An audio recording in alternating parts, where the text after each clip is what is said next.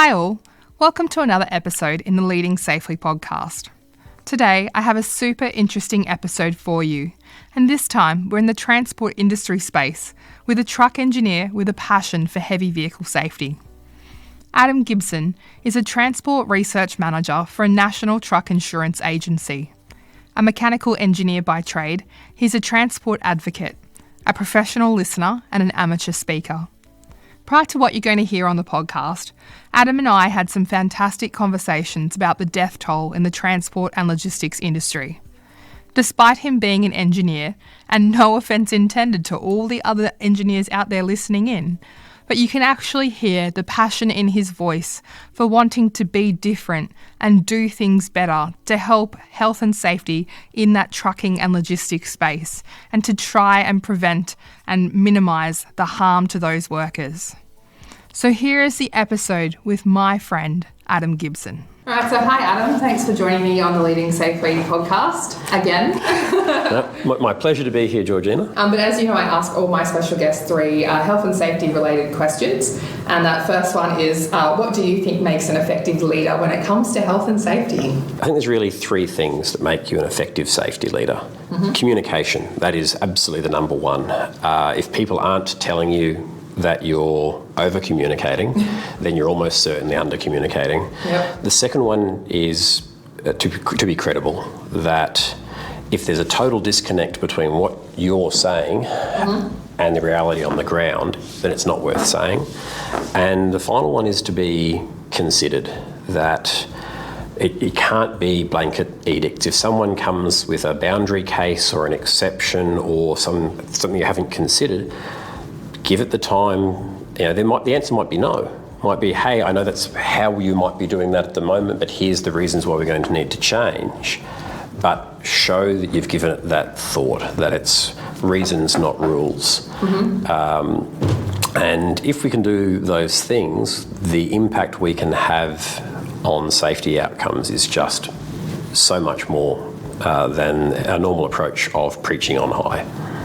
Right, and that almost kind of leads into that second question around if you were to come across someone who didn't want to change when it came to health and safety, or make a positive health and safety change, what would be your words of wisdom to anyone dealing with someone who might be in those circumstances? The big thing is the early half of the ADCAR change model. Okay. We tend to dive straight into this knowledge and ability space. I'm going to tell you what the process is for doing this thing in this business, and what your steps are inside of that process, without ever bothering to explain to that person why this process exists or why the process is changing, what the value it brings to them and the broader business. We run roughshod over awareness and desire and dive straight into knowledge and ability almost every time. If you look back over the last 10 safety initiatives in any high-risk workplace, almost always 10 out of the 10 of them will go straight to that knowledge and ability space. Yeah. So that's the first thing, is to make sure you've done that stakeholder journey work, taken them on the journey with you. The other part is to understand the reasons for their concern. It could be safety fatigue. This is the 17th new initiative that they've been the recipient of, with 16 bad experiences up to that point. On the subject of consideration, understand and listen to their concerns, and make sure you've built into your project planning on whatever initiative you're undertaking that there will be rework after you engage with your stakeholders. There's two quotes in this space that I quite like. One is the classic that no plan survives first contact with the enemy. And it's universally true in the military that they come up with these glorious strategies around how something's going to be done, and then there's people involved. And the second one, which I quite like, only came across reasonably recently, is that plans are useless, but planning is invaluable. It's the act of taking the time to consider how you're going to do this wonderful new safety initiative that you're delivering. Include in that planning that you will listen to your target stakeholders, evolve, pivot, learn, adjust. rather than going in on the assumption that you've already done all the work and now you just need to bring the humans into the loop. That kind of relates back to safety work and safety of work, I think. If you put plans in place on how things are supposed to go, but that doesn't actually impact the way work is physically. Yeah, and the really wonderful discussions around that importance, that focus on the gap between work as imagined and work as done. Yeah. I'm a huge fan, as I know you are, of Greg Smith's work. And there's such a recurring theme in his writings and his teachings of the disconnect between safety as its own activity and, as you say, the safety of the actual work. And don't let your next safety initiative, don't let the next thing you do when you're out talking with workers who are, particularly in high-risk workplaces. I'm in the transport industry, and it's one of the most, if not the most dangerous industries in Australia, and yet we still have the same issue. We still have, these wonderfully disconnected posters that say that safety is a priority, and then this mandates around all these requirements that have never been followed. And again, channeling my inner Greg Smith, the likelihood is that those not only do they harm the relationship between your management layer and your frontline personnel, but they're probably creating legal liability for you rather than reducing it. So you're making safety worse, and you're bringing legal and commercial risk to the business as well. We've got to do something better in this space. We are keeping the legal field in work, though. Doing that, so they're positive. True. I mean, if the book revenues aren't going to do it, someone's got to keep Greg Smith in. Helping Greg Smith one slogan at a time. I had the great pleasure of presenting with him at a conference, Western Roads Federation conference in Western Australia recently.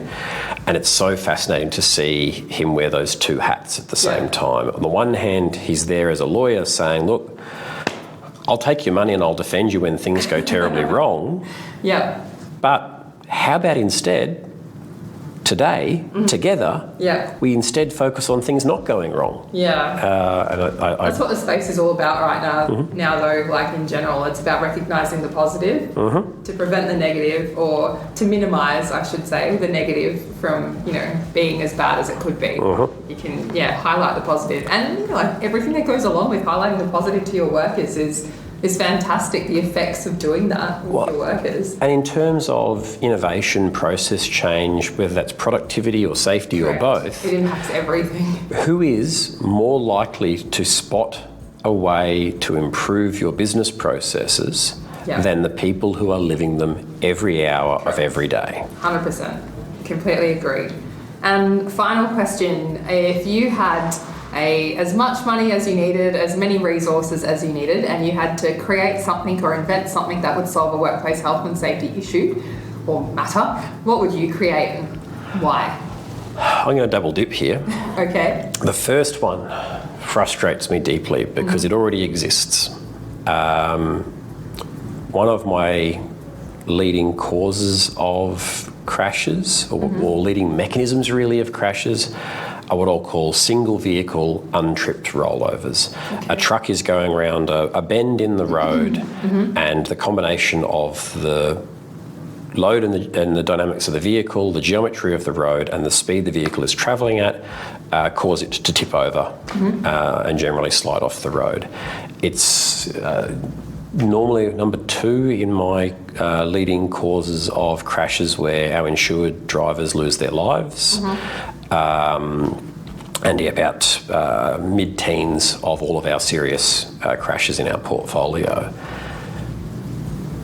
We have technology called electronic stability control, some variously called roll stability control and trailer stability control. We do love our 3-letter acronyms as well, so ESC, TSC, RSC. Wow. That can detect when you've gone into a corner faster than you probably should have. The sort of speed where, as a driver, you might sit up in the seat a little bit, your eyes open wide, your stomach tenses up. The truck or the trailer, its smart braking module, can feel that and will just apply a little light bit of brake. It's like a 5% brake. It gets all of the shoes out against the drums. It takes any free play in the system. and then it monitors, and that's called a level 1 intervention. Yep. It then monitors wheel speed on the unladen, the inside of the vehicle, and if it sees those wheels suddenly slowing down or stopping, that's because they're no longer being pushed along by the ground because they are in the air.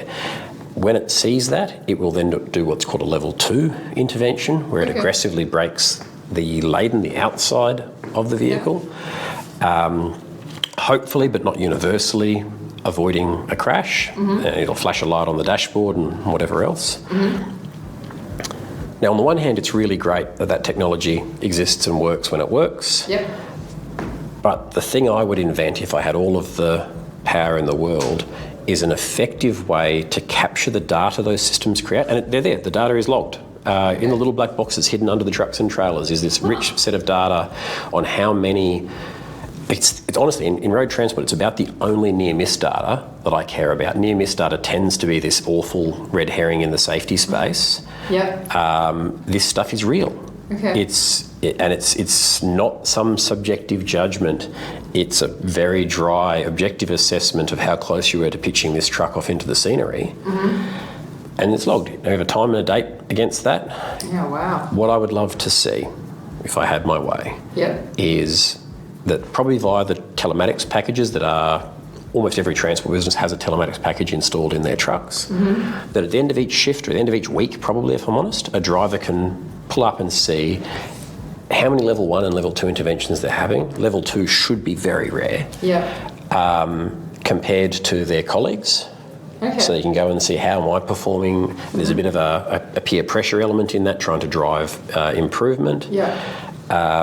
And that they also probably have the ability to put notes against any specific events that they feel need explanation. So if they have a little level 2 event and they're going to explain that's because a car came across onto their side of the road, they should be given that right of reply. That data will also, of course, then be made available to their managers to look at, to look for trends and issues, and ideally also aggregated to look for issues that are across the fleet. You know, are all of our drivers having issues at this particular roundabout? Because that could be both a driver behaviour issue, but could also be a civil design issue. Roundabouts are designed more for water drainage and for the roundabout itself. That is, and we design it to protect itself rather than it to protect road users through the camber of the roundabout. To have that powerful source of data around how much of a margin of error does driver A versus driver C have, and to see those issues before they become a crash. And it's frustrating because the data already exists. I've got a few operators that are already through a very manual process that involves jumping into Excel and deleting rows and changing columns and whatever else, using that data, but it's too difficult and too painful as it is today. So the thing I'm really looking at is both the platforms and technology to make it seamless, but also the supporting material so that people understand what it does and why it's of use to them. That drivers shouldn't have this imposed upon them. They should be wanting this. Like if someone said to me, I've got a magic source of data that's going to predict whether you're going to be involved in a serious road crash, it'd be conflicting, but I'd probably like to see that. Particularly if I can, into the future, I can, in really tangible ways, change my personal risk. So that's the first one. And that one I say because none of this is particularly hard. Like this is the sort of thing that's 6 weeks with a dev team. And it would be created. Wow. And I'm actually on a panel at the upcoming Australian Trucking Association conference, Trucking Australia, end of March, talking on this exact topic, alongside, amongst other things, one of the leading, Rachel, who's one of the leading heavy vehicle brake engineers in Australia, who's similarly passionate on this topic. So you're thinking about pitching it, trying to get it over the line? We are, she and I have both been pitching this to anyone who listens. It's the missing link is the telematics vendors. It's the solution. It's this frustrating thing of saying, hey, you have a gap in your product offering that's really important. Any chance you could look into that? But I don't blame the telematics vendors in that none of their customers are asking for this because the customers don't know the data exists. None of the... they do now. Well, that's certainly the goal. That's why I take every opportunity to talk in this space. Okay. The second thing, and I said I was going to double dip, I would have is some sort of magic box. It could be Chat GPT powered. That when you've got a safety communication, that you drop it into that, and it tells you that it's terrible. I guess in theory, it tells you if it's terrible. But I can't remember the last safety communication I saw that wasn't terrible. So, honestly, the coding for the first few years could be pretty simple. Insert safety communication, export this is terrible. 100% rate. Yeah, 100% rate. Honestly, wait 2 years, then worry about coding it for how to, and hopefully also guide people towards how to make it better.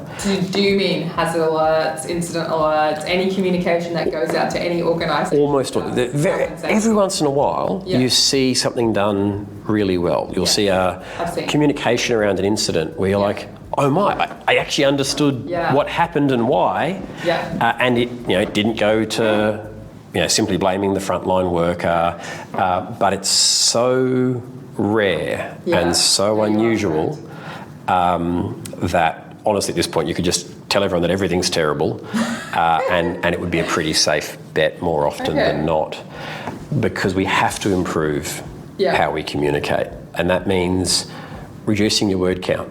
If your primary communication, particularly the one where it's the first time someone's aware of what you're trying to communicate, has more than about 50 words on it, you've already dropped the ball. Yeah.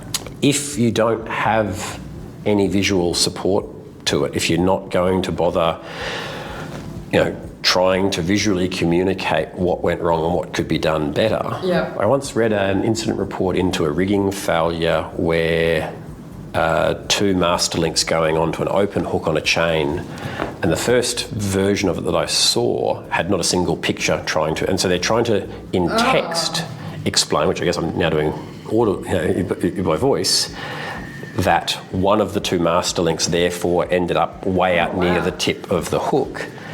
And it only took them 250 or 300 words to explain that concept. Yeah. My brother is a rigger and dogman. Yeah. I love him dearly. He is not going to read 300 words. You don't even need to be a rigger dog. You just wouldn't read it. I wouldn't read 300 words to wait to get to the punchline of what actually happened. Since then, it's actually a different incident, but exactly the same mode.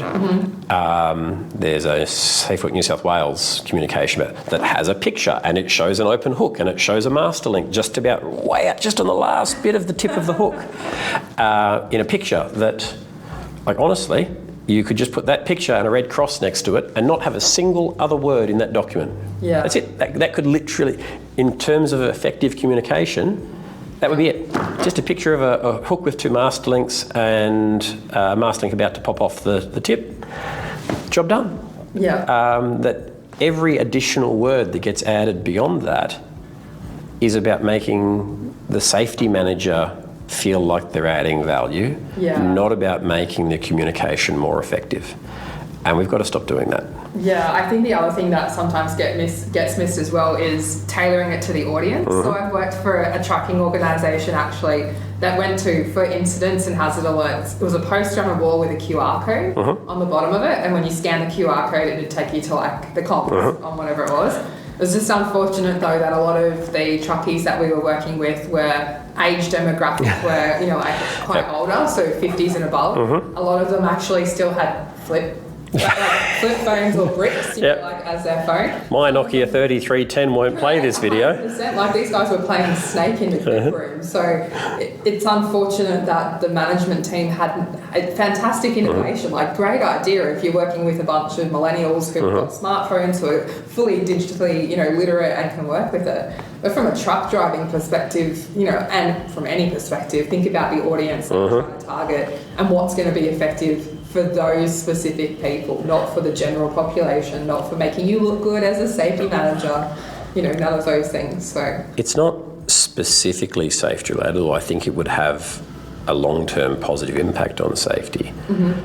But one of my favourite communications inside of a transport business was a small fleet that I know very well, And I think they're 35 employees, of whom 31 are in the trucks driving. So they're not it's a very, very flat business structure. Yeah. And the owner said to me, he said, look, I haven't got a big marketing or comms team to do this sort of things, but each week I get out my phone and he films a 3-minute or less video, literally just holding it in his hand, filming himself, that gets posted on their closed driver Facebook group of stuff that's happening in the business.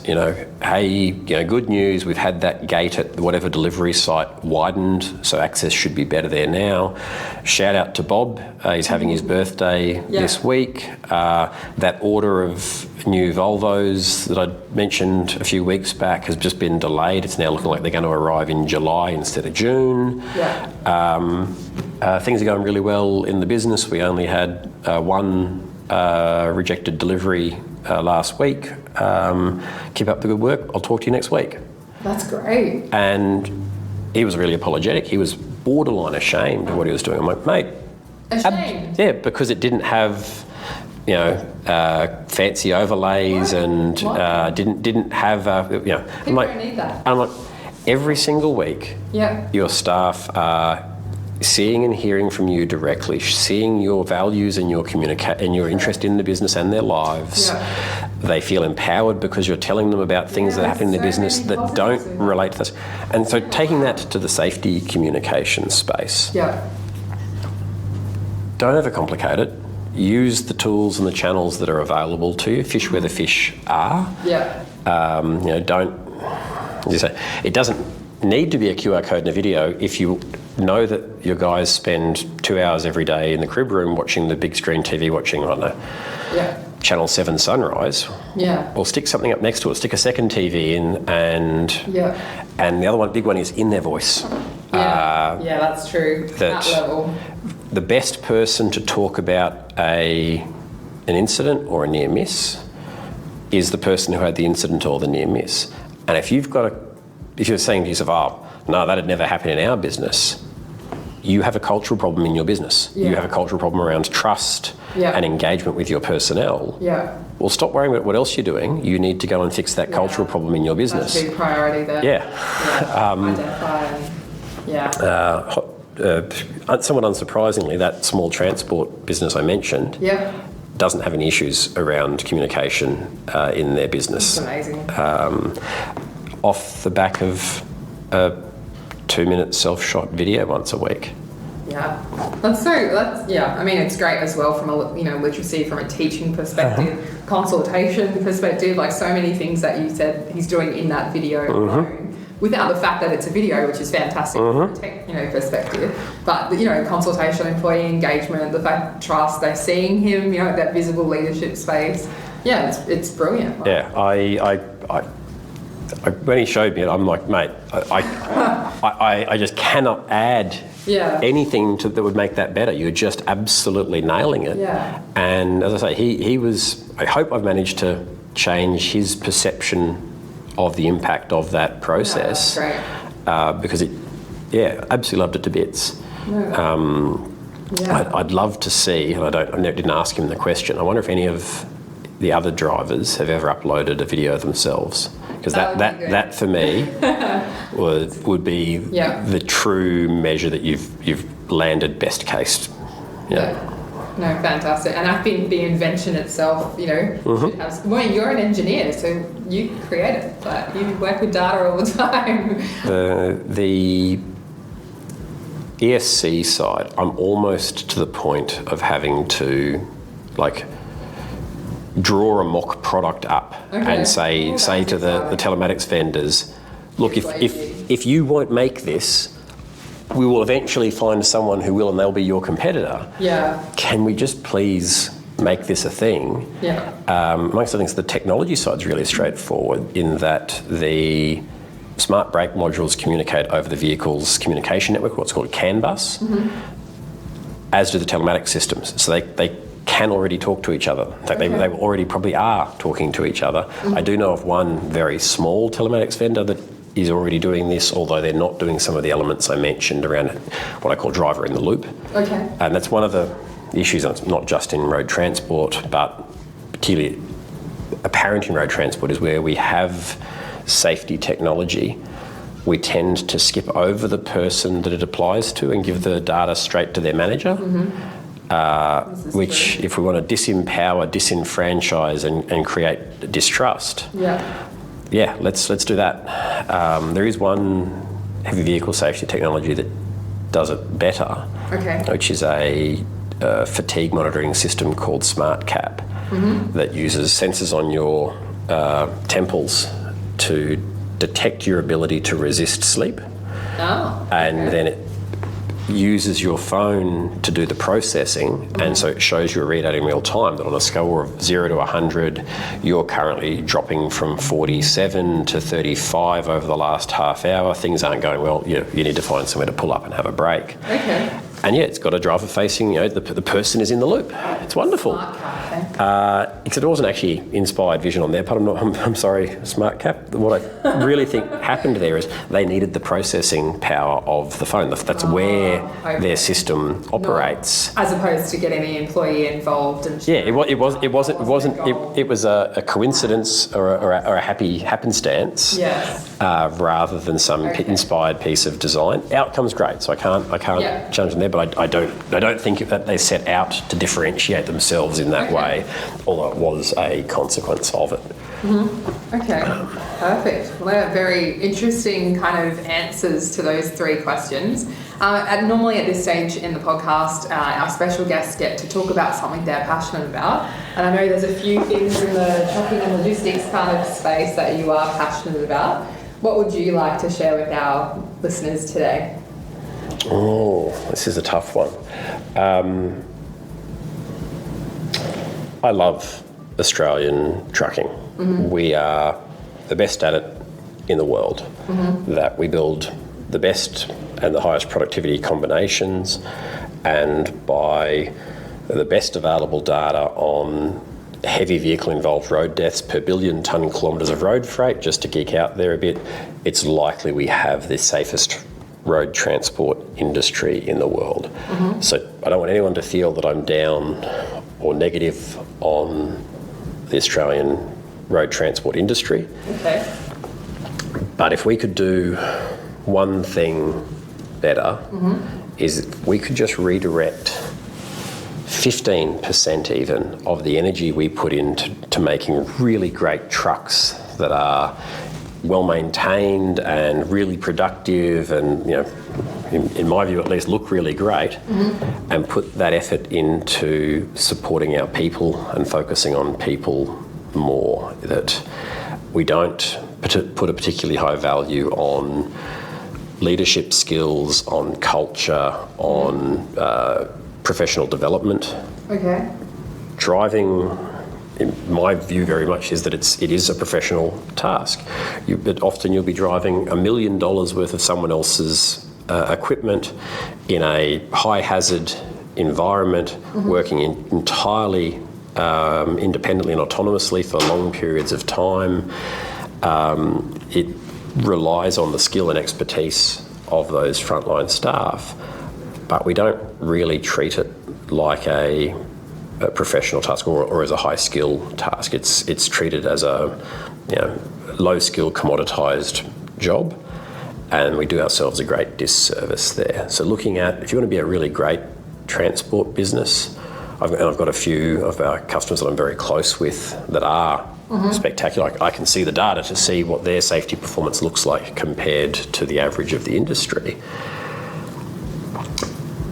You've got to invest in your people.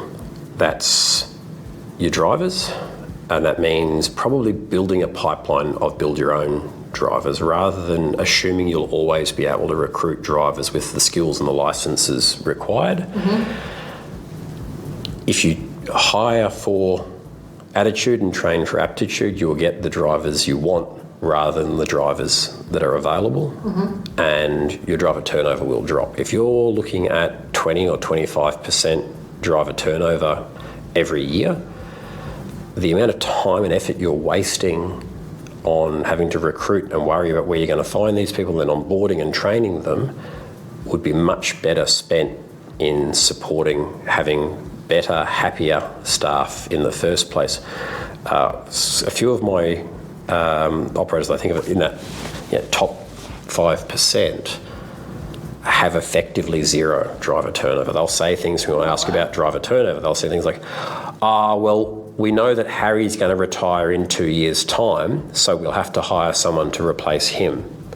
Whereas by contrast, even my top 20% companies at the moment, with 3.6% unemployment, are saying that they've got 5% of their fleet parked up, trucks worth hundreds of thousands of dollars sitting in depots with no drivers to drive them because they just cannot find the people. Okay. And so the goal has to be to get yourself up to that nirvana state where your drivers never want to leave, and it's not just, I think they probably do pay at the higher end of market rates, but it's earned because they're the best in terms of productivity, they're the best in terms of safety, and you're not having to pay, like at the moment there's big starting bonuses and retention bonuses for truck drivers in Western Australia particularly, but elsewhere as well. Okay. All the money that you're now having to spend rushing around trying to find any drivers at all, and probably not the ones you want, should have been spent on creating a pool of the drivers you did want 5 years ago, and we're going to be having the same discussion in 5 years' time. So that my soapbox topic is trucks are great, but the transport industry is powered by people, not by trucks, and we need to look at how we manage and support people in transport and put, again, not even the same effort, put any considered intentional structured effort into the people sides of our businesses if we want to get from where we are, which is already the best road transport industry in the world, to where I want us to be, which is to a space where having any one of our people die in the workplace is the sort of anomaly it would be for a teacher or a nurse to die in a workplace incident, rather than the circa 50 lives lost in both on-road crashes, somewhere in the mid-30s each year in Australian road transport, and then another dozen or more incidents in truck-adjacent events like loading and unloading or servicing and maintenance. So that's how we get from where we are to where as an industry we need to be.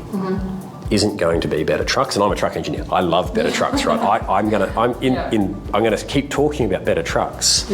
But the area we haven't optimised for yet is people. And I think that's cognizant of not just the transport and logistics industry, unfortunately, as much as I 100% agree with you having my little small taste test of trucking and logistics. It's across the board as well. We tend to focus on a lot of the physical, tangible things, and we fail to invest in our people, which are actually the main drivers, unintended here, of like the vessels and the things that we're moving around. Yeah, you look at it and you say there's only really two assets that any businesses have. It's their processes and systems. It's the things that differentiate them because they've got a really efficient way of running that fast food chain or that shopping centre business or that shipping line. And it's their human capital, their people. And we'll lawyer up and fight tooth and nail to protect our business systems and our processes and our IP in that space. And then when it comes to a discussion around, recruitment strategy, retention strategy, staff development, I'm very lucky to work in a business that doesn't just, notionally support employee development, but actually sits there and will hassle people around, you're not doing enough, how can we help you here? But I know that is absolutely the exception, not the rule. Yeah, correct. It's almost a unicorn, so to speak. It certainly feels that way. Yeah, no, fair enough. Well, thanks very much for sharing your time and your insights with me and the listeners as well. I know that we've definitely gained, some knowledge and experience from yourself and some things that could be put in place in the workforce. So I appreciate you taking time out of your day to talk with me. Thanks a lot, Georgina. Thanks. So there it is. Adam Gibson talking about the need for the trucking industry to place more of a focus on their people and the training involved in working in such a high-risk industry. Adam believes to be a really great transport business, you have to invest in your people. He says, hire for attitude and train for aptitude. What are your thoughts on that statement? I think that the message is applicable to all industries at the moment, given the low unemployment rate and the amount of work around. But to hire in people on attitude, you do really need to ensure your systems and processes, including those competency frameworks, are tight, so that you don't end up investing all this money and resources on green-skinned personnel only to have them leave because they felt unsupported by the business. So that brings us to the close of another episode. I hope that you found this as insightful as I did. Until next time, stay safe.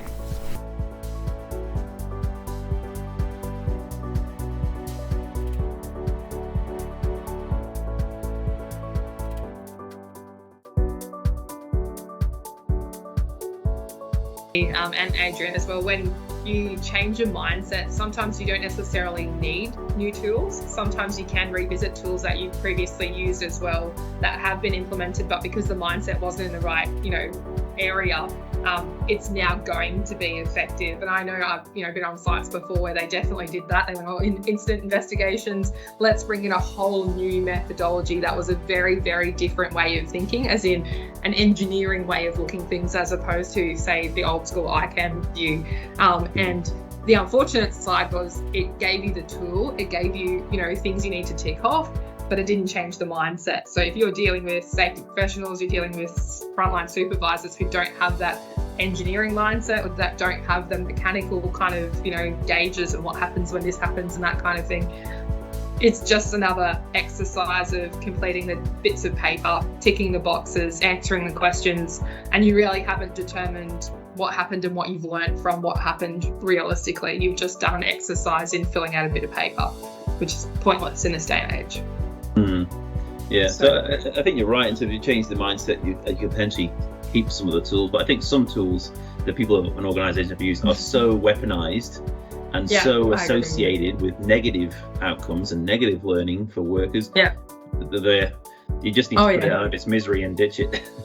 100%. Yeah, definitely. And I'm not sure if you've heard other podcasts, but I've taken my name off numerous incident reports before where we've gone down that line of an old school methodology, for example, and it ended up being, operator error, as opposed to actually looking at decision-making processes, systems and things that were unsafe in the first instance. And it's like, well, you've used a methodology, congratulations, you came to this outcome. However, the outcome is what I feel not appropriate, and you haven't actually examined the things that led to that, including those mindset changes, including turning it around on the organisation and identifying it. So I've definitely had a few where I'm like, please take my name off that. If that goes to the regulator with my name associated with it, I would not be proud to say it's my work, unfortunately. Not good, but I'm looking forward to spending time with Southpack and my hot course and learning the fundamentals and the networking and all the fun stuff that goes along with it. And I appreciate the time that both of you have taken out of your day to meet with me and give me those really great insights for our listeners as well. So thanks very much to both of you for doing that. No worries. Thanks, Georgina. Awesome. Thanks. How fantastic were those answers to my questions? How do you feel about the concept of host leadership? And what about those inventions? You gotta love the scary music that will autoplay when something bad is about to happen. So that brings us to the close of another episode. But I can tell you that our next Health, Safety and Environment Collective event has been locked and loaded for the 17th of March. Yes, St. Patrick's Day. From 5 till 7 p.m. Australian Eastern Standard Time. There are some brilliant presenters lined up, plus a very exciting panel discussion on the challenges with current methods of incident investigations. And as always, an excellent networking opportunity. The event is free. You can attend virtually or in person.